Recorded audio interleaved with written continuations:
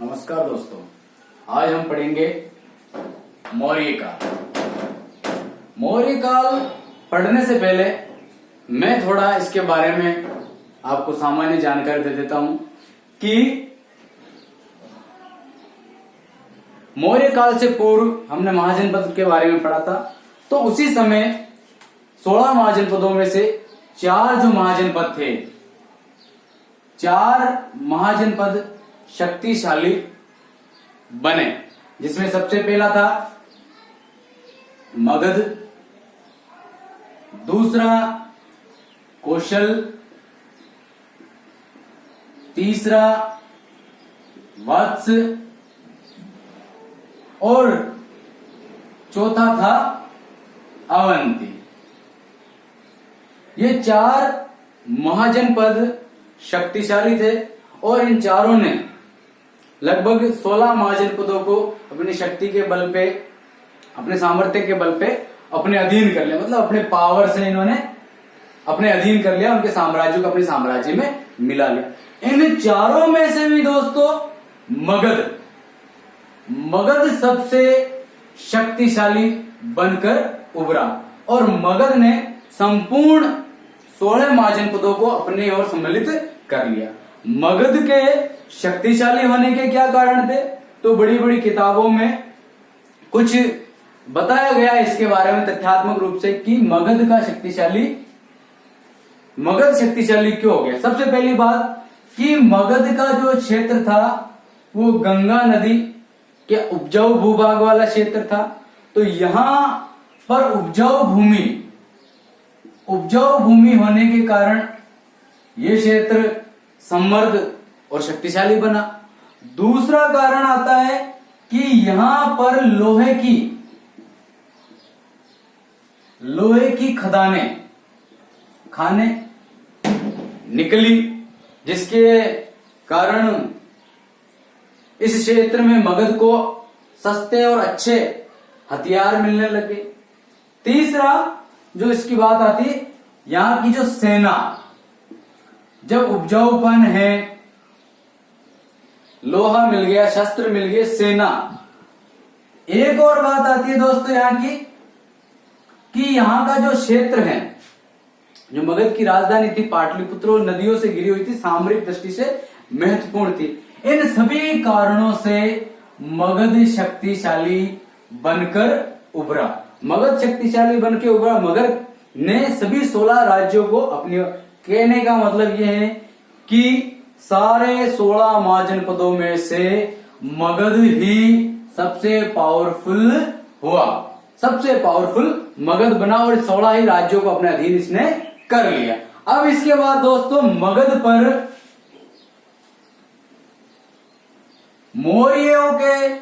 मौर्य शासन काल से पहले 3 वंशों ने, जिसे हम शॉर्ट में पढ़ सकते हैं हसीन, ये एक शॉर्ट बिंदु है। हसीन का है का मतलब हर्यक वंश, शी का मतलब शिशु नागवंश और ने का मतलब है नंदवंश। इन तीनों वंशों ने मगध पर कर्मवार शासन किया। नंद वंश के पश्चात ही, नंद वंश का शासन 322-23 ईसा पूर्व तक रहता है। इसके बाद ही भारत में मगध में, जो कि मगध यहां पर है, बिहार के पास का जो क्षेत्र है वो मगध, यहां पर मौर्यों ने अपना शासन स्थापित किया। अब दोस्तों कहानी पर आते हैं। कहानी क्या, बहुत ही रोचक कहानी, आनंददायी कहानी, आराम से सुने और समझे। मगध पर नंद वंश का शासन चल रहा था। नंद वंश जो कि उस समय बहुत ही पावरफुल समझा जाता था, जिसके पास बहुत बड़ी सेना थी, हाथियों की सेना थी। दूसरा, यहां पर धन वैभव की कमी नहीं थी। मतलब कहने का अभिप्राय है कि नंद वंश उस समय सबसे शक्तिशाली वंश था। और उसी समय नंद वंश का जो शासक था वो था घनानंद। घनानंद शासन कर रहा था। घनानंद के बारे में कहा जाता है कि वह विलासी और क्रूर अन्यायी शासक था। जनता पर खूब सारे टैक्स लगा रखे थे। विभिन्न प्रकार के करों से जनता क्रुद्ध थी, जनता में रोष था। इसी समय यहां तक्षशिला पढ़ा है अपन ने महाजनपद काल में, गांधार की राजधानी तक्षशिला। और तक्षशिला उस समय हमारा भारत का विश्वविद्यालय था। क्या था? विश्वविद्यालय, अच्छी यूनिवर्सिटी थी एजुकेशन के मामले में, है ना, वो थी। तो दोस्तों अब हम, और इसी समय इधर यूनान से एक शासक जिसके बारे में आप सभी अच्छे तरह से जानते हैं, है ना, सिकंदर, विश्व विजय के सपने देखता हुआ वो भारत की ओर बढ़ रहा था। मध्य एशिया को जीतते हुए भारत की ओर बढ़ रहा था और लगभग सिंधु नदी के आसपास के क्षेत्र में वो आकर आ गया था। तो इसी समय तक्षशिला में एक व्यक्ति था, एक आचार्य जी थे जिनका नाम आप जानते हो, चाणक्य। उसी का नाम है कौटिल्य और उसी का एक नाम है विष्णुगुप्त। चाणक्य तो उसने देखा कि यूनान से सिकंदर भारत पर आक्रमण करने आ रहा है, इससे भारत को खतरा है। खतरा तो ही है, इधर पूरा सामरिक प्रदेश है, सिंधु नदी का क्षेत्र है, भारत में खतरे की आशंका थे। इसी आकांक्षा को भागते हुए चाणक्य नंद वंश के राजा के पास आ जाता है। राजा के पास आता है, चिंता होती है, उसे कहता है कि देश में आक्रमण होने वाला है, तो इसको ऐसी चिंता होती है। तो वो सीधा नंद वंश के शासक घनानंद के पास आ जाता है। घनानंद उसे बहुत इंतजार करवाता है, घनानंद उससे मिलता नहीं है, तो इससे वो परेशान हो जाता, गुस्सा आ जाता उसको, और वो सीधा घनानंद के पास चला जाता। घनानंद के पास जाता है तो घनानंद में घमंड में, गुस्से में कौटिल्य का अपमान कर देता है, उसको बहुत भला बुरा कह देता है। कहा जाता है कि ऐसी किताबों में लिखा है कि उस समय जब घनानंद से मिलने कौटिल्य गया था तो यहाँ घनानंद जी आराम से नृत्य देख रहे थे, अप्सराओं के, शराब मदिरा का सेवन कर रहे थे, है ना। तो ऐसी स्थिति के अंदर कौटिल्य पूछ जाता है, तो कौटिल्य को वो बहुत भला बुरा कहता है और उसको बाहर निकाल देता है। कौटिल्य कहता है, महाराज मैं तो आपको समझाने के लिए आया हूं, हमारे देश पर आक्रमण की विपदा आन खड़ी है और आप तो कौटिल्य ऐसे समझाता है। तो घनानंद गुस्से में, होंगे बहुत सारे देखे होंगे, मेरे से कौन पंगा लेने वाला, ये करने वाला, तो अपमान करके कौटिल्य को यहाँ से भगा दिया जाता है। कौटिल्य उस अपमान को सहन नहीं कर पाता और उसी वक्त बहुत ही बड़ा संकल्प लेता है और अपनी शिखा में गांठ बांध के कहता है कि मैं जब तक इस नंद वंश का मगध से समूल नाश नहीं कर देता तब तक मैं यहां वापस नहीं आऊंगा, और मैं जब आऊंगा तो मगध को यहां नंद वंश से विनाश करके ही जाऊंगा। तो यहां से कौटिल्य वापस निकल जाता। रास्ते में ही पाटलिपुत्र के आसपास उसे एक शिकारी के पास एक बच्चा दिखता है, टापर दिखे बढ़िया और तेज चंट खोपड़ी वाला। वो एक खेल खेल रहे थे, उस खेल का नाम था राजकिलम नामक खेल वो बच्चे खेल रहे थे, जिसमें एक राजा बन रहा था, एक चोर बन रहा था, एक सेवक बन रहा था। तो बच्चा था वो राजा का रोल कर रहा था, नेतृत्व कर रहा था और ऐसे निर्णय कर रहा था। तो ये स्थिति कौटिल्य देख रहा था। कौटिल्य को देख के लगा कि यार इस बच्चे में कुछ बात है, और उस बच्चे का नाम क्या था? चंद्रगुप्त मौर्य उस बच्चे का नाम था। तो कौटिल्य ने उस बच्चे को उस शिकारी से लेने की मांग रखी। तो शिकारी को 1000 कांसे के सिक्के हैं, कांसे की मोहरें, जिसे कासारपण कहा गया, वो देके चंद्रगुप्त इस छोटे से बच्चे को अपने साथ ले आता। अब यहाँ पर इस छोटे से बच्चे की छोटी सी कहानियां आती है किताबों में, अनेक किताबों में अलग अलग कहानियां आती है चंद्रगुप्त के जन्म से संबंधित बातें। कहते हैं कि 3 ग्रंथ हैं मुख्य रूप से, जैसे ब्राह्मण ग्रंथ ये कहते हैं कि चंद्रगुप्त शूद्र जाति का था। जैन और बौद्ध ग्रंथ कहते हैं कि चंद्रगुप्त क्षत्रिय था। और एक व्यक्ति है विशाख दत्त, उसकी किताब है मुद्रा राक्षस, उसमें यह कहता है कि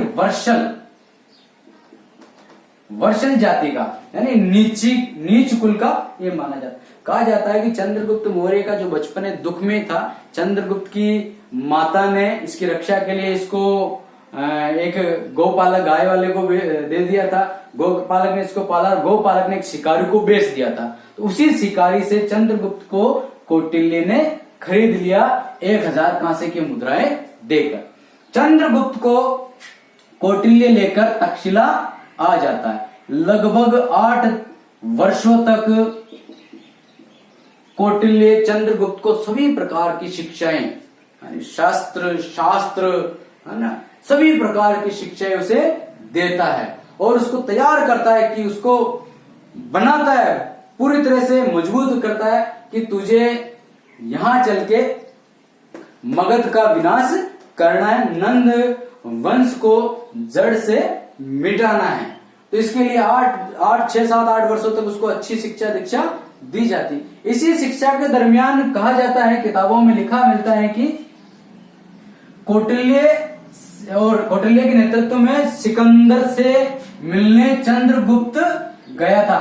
जो यूनानी इतिहासकार है जस्टिन प्लूटार्क, वो कहते हैं कि इसी समय चंद्रगुप्त मौर्य सिकंदर से भी मिला था और सिकंदर से उसका आमना सामना, और सिकंदर को उसने कुछ ऐसे बोल दिया, जा ऐसे वो है प्लान। तो सिकंदर ने उसको धमकी दी, पकड़ो इसको, इस बच्चे को पकड़ के लाओ, इसको है नहीं, इसको चंद्रगुप्त मौर्य को पकड़ के लाओ। लेकिन चंद्रगुप्त मौर्य चालाकी से वहां से भाग निकलता है। बाद में धीरे धीरे चंद्रगुप्त मौर्य छोटी सी सेना इकट्ठी करता है, इकट्ठी करके वो मगध की ओर आ धमकता है। सबसे पहले वो डायरेक्ट मगध पर आक्रमण करता है, लेकिन वो उसको जीत नहीं पाता। तो कुछ समय के लिए चंद्रगुप्त मौर्य यहाँ के लोगों से चोरी छुपे मिलता है और वो देखना चाहता है कि मैं किस कारण से मगध को नहीं जीत पा रहा हूं। तो एक कहानी आती है, सरमायण व्यास की किताब, उस किताब में कहानी आती है कि चंद्रगुप्त मौर्य और कौटिल्य गांव में अपने इस हार का कारण जानने के लिए कारण ढूंढते हैं। तो किसी महिला के घर पे वो खाना खाते हैं, तो महिला पुए बना रही होती है, पुए बनाती है महिला। तो उस महिला का एक बच्चा होता है, छोरा होता है उसका, वो बच्चा उस पुए को झपट के बीच में से खाना चाहता है, जिससे उसके हाथ जलते, उसकी माँ एक रापट मारती, बावड़ो हो रही होगी, तो कहीं अपने आप में चंद्रगुप्त मौर्य समझ रही होगी, भी कालेजियां कर रही हो। तो ये बात कौटिल्य और चंद्रगुप्त ने सुनी और देख रहे थे ऐसी क्या गलती। तो फिर उसने, कौटिल्य ने और चंद्रगुप्त ने उस महिला से पूछा कि ऐसी क्या गलती कर दी इस बालक ने, जो चंद्रगुप्त ने और वो कर रहे हैं कि भाई आक्रमण सीधा नहीं होता, डायरेक्ट बीच में नहीं होता। अरे भाई गरम रोटी है तो डायरेक्ट उसको बीच में से खाएंगे तो हाथ और मुंह दोनों ही जलेंगे ना। अगर उसको किनारे किनारे से खाएंगे तो निश्चित रूप से हम खा लेंगे। ये बात कौटिल्य और चंद्रगुप्त की खोपड़ी में बैठ गई। चंद्रगुप्त की खोपड़ी में बैठने के बाद चंद्रगुप्त ने, कौटिल्य ने निर्णय किया कि हमें डायरेक्ट मगध पर आक्रमण नहीं करना चाहिए। और उसने बाद में आसपास के छोटे बड़े क्षेत्रों को, पंजाब के इन क्षेत्रों को थोड़ा थोड़ा जीते जीते फिर मगध की ओर आया। मगध की ओर आकर नंद वंश के शासक घनानंद को उसने पराजित किया। बात यह आती है कि इतनी आसानी से कैसे इसने मगध को जीत लिया। तो मैंने आपको पहले बताया कि मगध में जो नंद वंश का राजा था वो क्रूर था, अत्याचारी था, है ना। उससे जनता परेशान थी।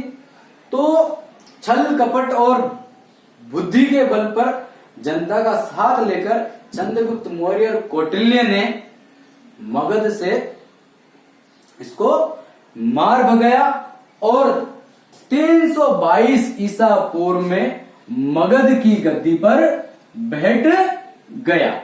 मगध पर चंद्रगुप्त का अधिकार हो गया मगध पर। और कब हुआ? 322 ईसा पूर्व में चंद्रगुप्त मौर्य मगध का राजा बन गया। मगध का राजा बनने के बाद चंद्रगुप्त मौर्य ने सर्वप्रथम संपूर्ण भारत के जो छोटे बड़े प्रांत थे, प्रदेश थे, जो विभाजित थे, उन सबको एकत्रित किया। एकत्रित करके संपूर्ण भारत को एकता के सूत्र में बांधा। अब उसने विजय अभियान भी शुरू किए। तो उसके विजय अभियानों में एक जो विजय अभियान आता है वो सबसे मोस्ट है, जिसके बारे में बोर्ड की परीक्षाओं में भी क्वेश्चन पूछे गए हैं और बड़ी बड़ी परीक्षाओं में भी इसके क्वेश्चन पूछे गए हैं। वो है 305 ईसा पूर्व में यूनानी शासक सेल्यूकस, जिसकी उपाधि निकेटर थी, उसके साथ युद्ध किया थी। अनेक विद्वान कहते हैं कि इन दोनों के बीच में संघर्ष हुआ। कुछ भी हुआ, इन दोनों के बीच में संधि हो गई, समझौता हो गया। क्या हो गई इनके बीच में? समझौता हो गया। सबसे बड़ी बात, समझौते की शर्तें। समझौते की शर्तें मुख्य रूप से हैं। सबसे पहली शर्त इसकी ये थी कि चंद्रगुप्त मौर्य को काबुल, हेरात, कांधार और बलूचिस्तान ये चारों क्षेत्र चंद्रगुप्त मौर्य को दे दिए जाएंगे। एक शर्त ये हो गई। दूसरी मुख्य शर्त थी कि सेल्यूकस की जो पुत्री थी हेलेना, उसका विवाह, है ना, चंद्रगुप्त मौर्य के साथ कर दिया जाएगा। चौथी शर्त यह थी कि एक दार्शनिक जिसका नाम है मेगस्थनीज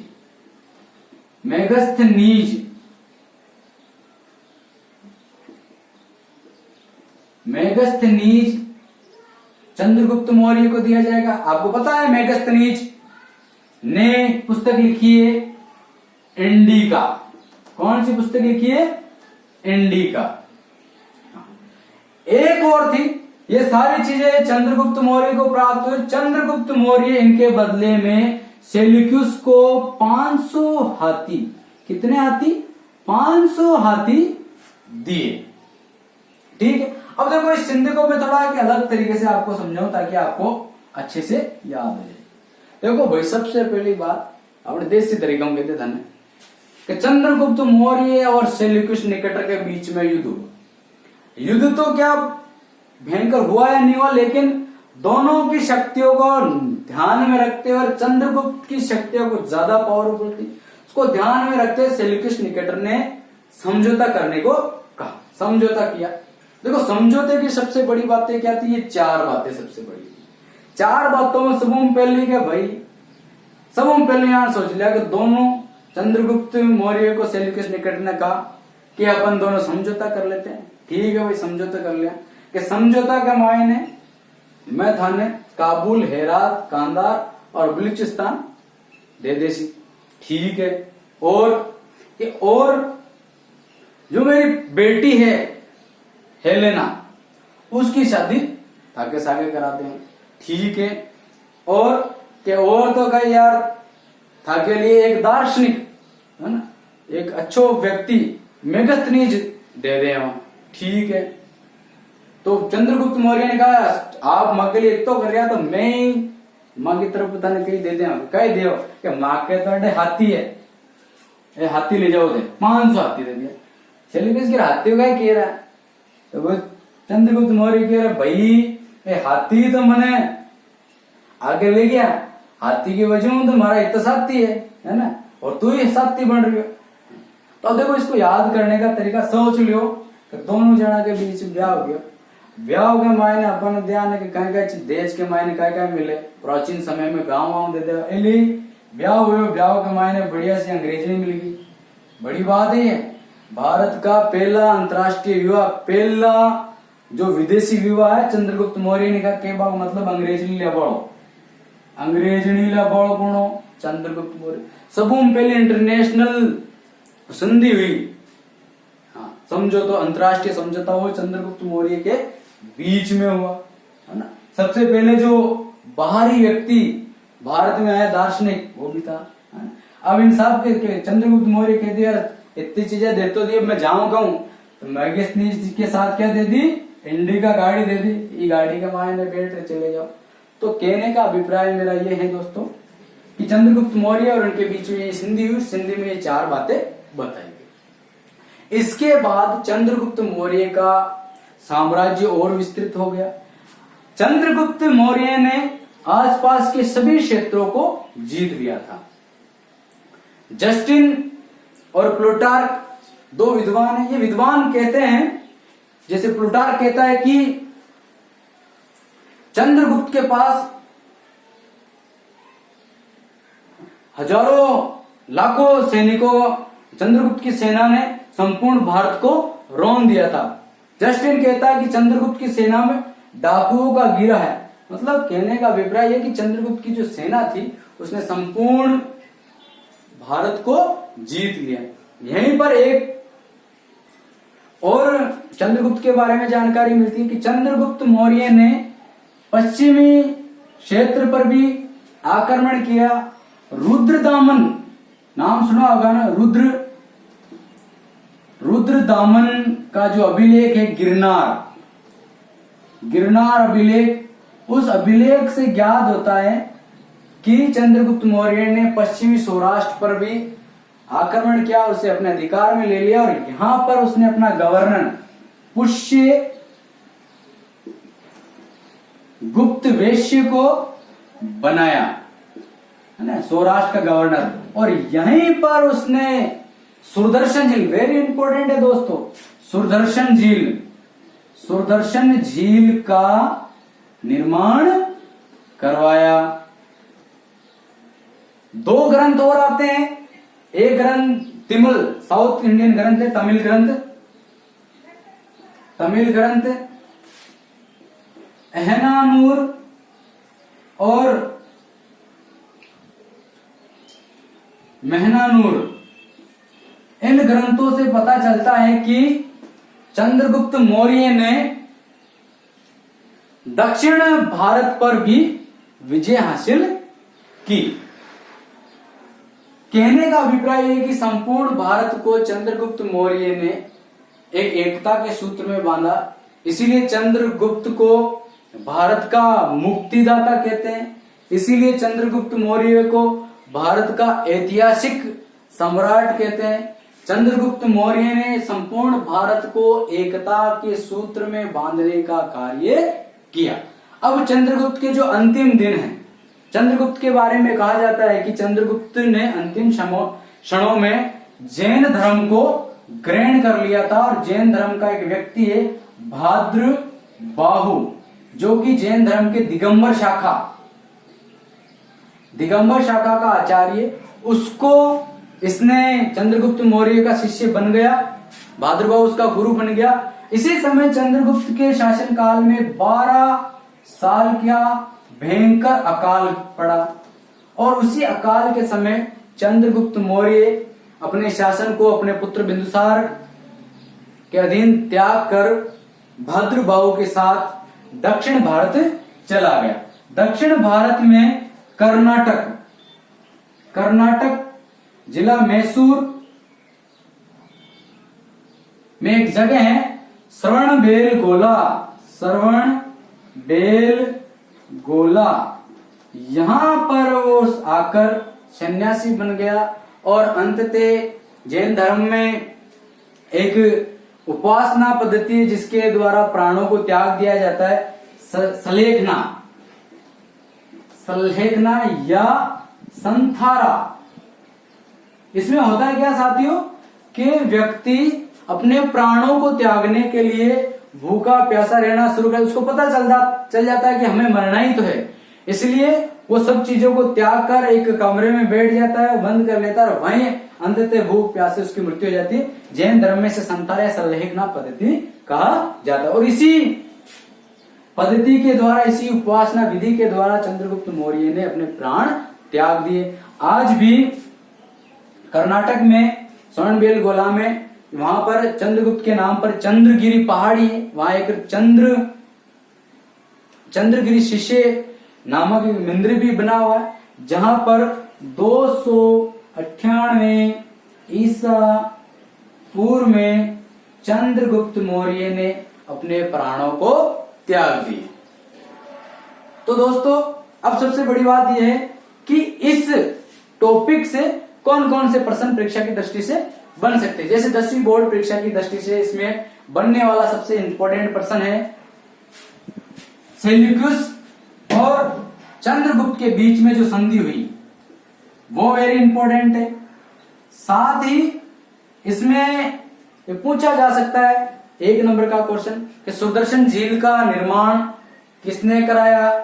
चंद्रगुप्त मौर्य ने। यह भी पूछा जा सकता है कि सुदर्शन झील के निर्माण या सौराष्ट्र विजय का उल्लेख कहां मिलता है? तो रुद्रदामन के गिरनार अभिलेख में। पूछा जा सकता है कि चंद्रगुप्त मौर्य के गुरु का नाम क्या था? कौटिल्य। कौटिल्य की एक बात मैंने बताना या भूल गया था कि कौटिल्य की जो पुस्तक है उसका नाम है अर्थशास्त्र। नाम तो इसका अर्थशास्त्र है लेकिन ये पुस्तक बिल्कुल भी अर्थशास्त्र से संबंधित नहीं है, ये राजनीति विज्ञान से संबंधित पुस्तक है। दूसरा एक क्वेश्चन ये पूछा जा सकता है कि चंद्रगुप्त मौर्य ने नंद वंश के किस शासक को पराजित किया? तो घना। या ये भी पूछा जा सकता है कि चंद्रगुप्त ने अपने अंतिम समय में कौन से धर्म को अपना लिया था? तो जैन धर्म को। चंद्रगुप्त के गुरु का क्या नाम है? तो भद्रबाहु। और ये पूछा जा सकता है कि चंद्रगुप्त का अंतिम समय कहां व्यतीत हुआ और कैसे व्यतीत हुआ? तो आपको बताना है कि कर्नाटक में श्रवणबेलगोला नामक जगह पर उन्होंने जैन धर्म को ग्रहण करके उपासना पद्धति से अपने प्राणों को त्याग दिया था। तो दोस्तों ये मैंने आपको एक अलग ही तरीके से चंद्रगुप्त मौर्य के बारे में बताने का प्रयास किया। तो आपको अगर अच्छा लगे तो लाइक जरूर करें, कमेंट करें, ज्यादा से ज्यादा शेयर करें। धन्यवाद।